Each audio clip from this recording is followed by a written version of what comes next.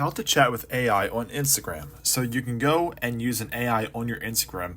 So go to Instagram and go to your chats at the top right hand corner here, and then go ahead and click that little star symbol at the top right corner here, and that's going to give you the Discover AI's area.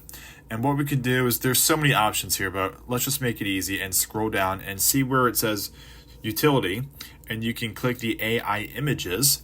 And so what we're going to do here is type something in. Give me a picture of a dog wearing a baseball hat. Go ahead and hit send, and then it should create the image for you. And within seconds, it automatically provides you with an AI photo of what you typed in the prompt. So I said, give me a picture of a dog wearing a baseball hat.